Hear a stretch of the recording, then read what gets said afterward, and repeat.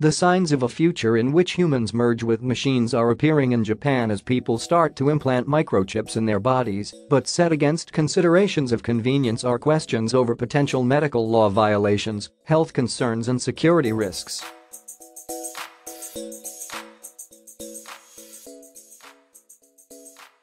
Although integrated circuit chips are being welcomed by some who see them being used for everything from electronic payments to unlocking smartphones, the long-term effects of embedding them in the human body are not yet well understood.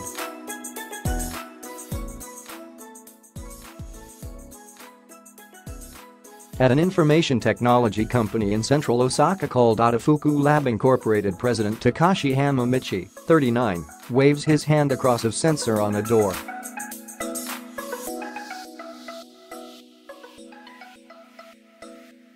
A light flashes green, and the door clicks open. It is really convenient, since I don't need my keys, says Hamamichi with a smile, explaining that he had the short-range wireless communication device implanted under his skin between his thumb and forefinger in February this year.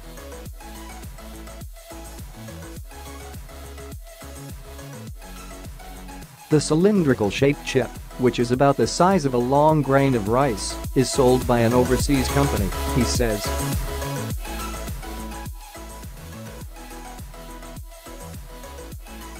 People at some companies in the United States have started implanting microchips in their hands and are using them to shop or use copy machines.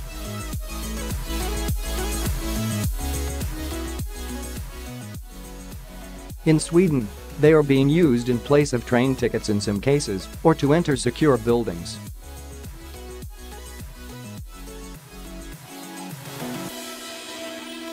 The RFID chip is also convenient for smartphone use, since no password is required, Hamamichi says.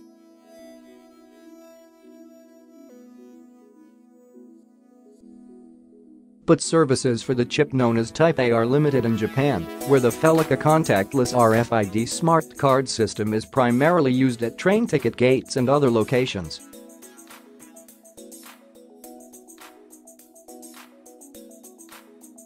To enhance the convenience of the Type A chip, Otofuku Lab is trying to develop a technology that can be used for approving internal procedures at companies.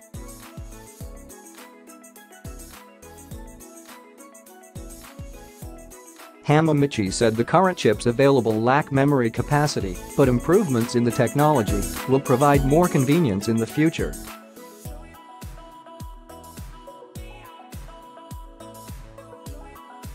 At the same time, issues with protecting personal information stored on chips are likely to arise, he says.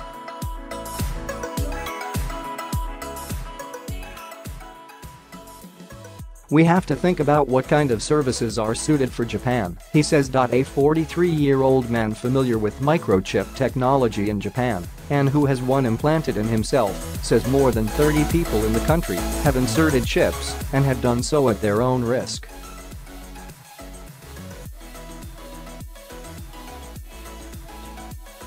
Many of them are in their 20s and 30s and involved in the information technology business, including a smartphone app developer, he says.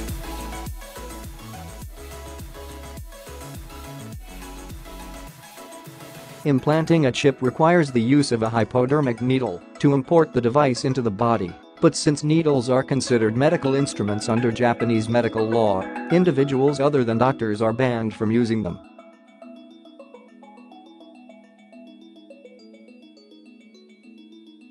Similar to a tattoo artist who might perform scratch procedures on someone without the proper training or license, there is a danger of unlicensed persons carrying out medical procedures to inject chips in violation of Japanese medical law.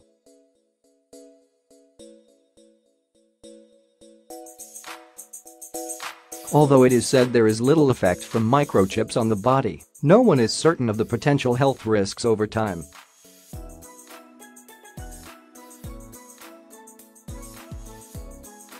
The technology on them may also eventually become outdated. The man warned there is potential for massive bleeding or the occurrence of infections if non-professionals try injecting chips by themselves.